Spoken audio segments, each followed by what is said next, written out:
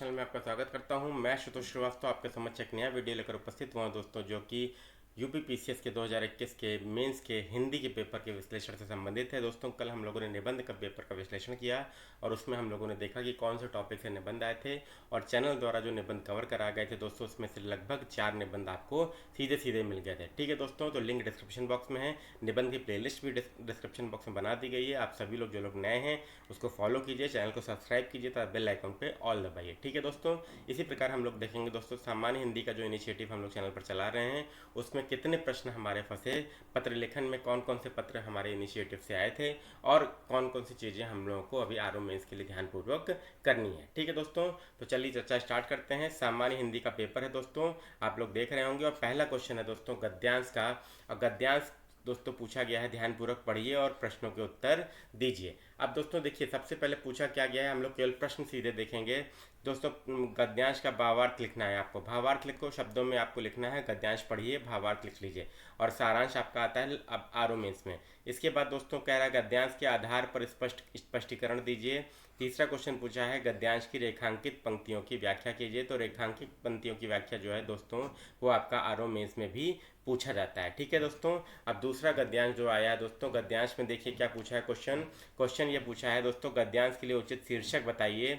इसके बाद पूछा है गद्यांश के आधार पर लोभियों के लक्षण बताइए और गद्यांश का संक्षेपण कीजिए। ठीक है दोस्तों, और मेंस में दोस्तों क्या पूछा जाता है, मेंस में आपका सारांश पूछा जाता है और यहाँ पे आपका संक्षेपण पूछा जाता है। ठीक है, तो ये दोस्तों बेसिक डिफरेंस ये ध्यान रखिएगा आर ओ मेंस और पीसीएस मेंस में। इसके बाद दोस्तों ये शीर्षक जो है वो आर ओ मेंस में भी पीसीएस मेंस दोनों में आता है और रेखांकित अंकों की व्याख्या जो है रेखांकित अंशों की व्याख्या जो है पंक्तियों की व्याख्या ये आर ओ पीसीएस दोनों में पूछा जाता है। ठीक है दोस्तों, इसके बाद हम लोग देख लेते हैं दोस्तों पत्र लेखन। पत्र लेखन का ये दोस्तों क्वेश्चन है। पत्र लेखन हम लोगों ने टोटल 9 टाइप के सारे पत्र लेखन चैनल पर कवर करा दिए हैं।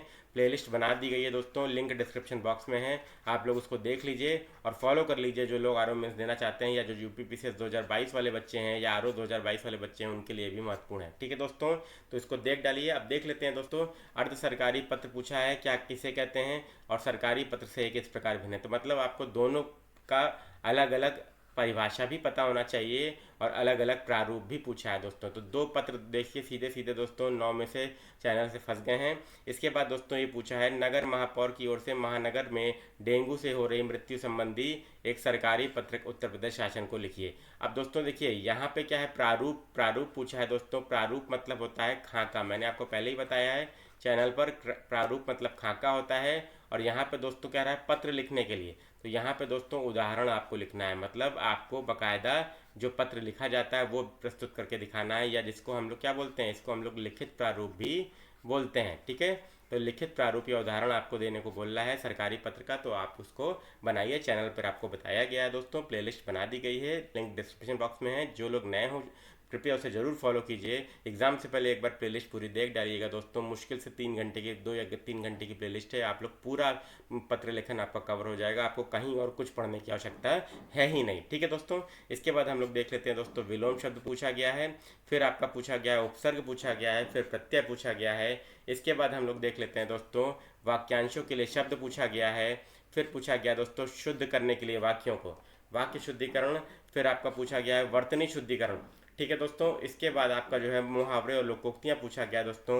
अब मुहावरे और लोकोक्तियाँ दोस्तों ये आपका जो है आर ओ मेंस के लिए भी उतना ही महत्वपूर्ण है जितना पीसीएस मेंस के लिए। तो ये जितने मुहावरे और लोकोक्तियाँ दिए गए हैं ये सब आप लोग जो है एक बार ज़रूर से इसका अर्थ देख लीजिएगा और वाक्य प्रयोग कर लीजिएगा, क्योंकि ये आर ओ मेंस जो 24 अप्रैल को होने वाला है उसके लिए बहुत ही ज़्यादा इम्पॉर्टेंट है। ठीक है दोस्तों, और ये जो दोस्तों क्या है आपका वर्तनी शुद्धि और वाक्य शुद्धि जो है ये भी आपका आर ओ मेंस के लिए महत्वपूर्ण है और आर ओ प्री के लिए महत्वपूर्ण है। इसके बाद दोस्तों आपका देखिए वाक्यांश के लिए शब्द जो है ये भी आपका महत्वपूर्ण है। ठीक है दोस्तों, इसके बाद आपका उपसर्ग प्रत्यय जो है ये आपका विलोम शब्द जो है ये भी आपका महत्वपूर्ण है। ठीक है दोस्तों, तो ये सब आप लोग जो है एक बार देख लीजिएगा। हिंदी में दोस्तों अभी पत्र लेखन हम लोगों ने कवर किया है, आगे हम लोग दोस्तों कवर करेंगे मुहावरे लोकोक्तियाँ और प्रशासनिक शब्दावली। ठीक है दोस्तों, तो आप सभी लोग जो लोग आर ओ मेंस देने जा रहे हैं आपको बेस्ट ऑफ लक।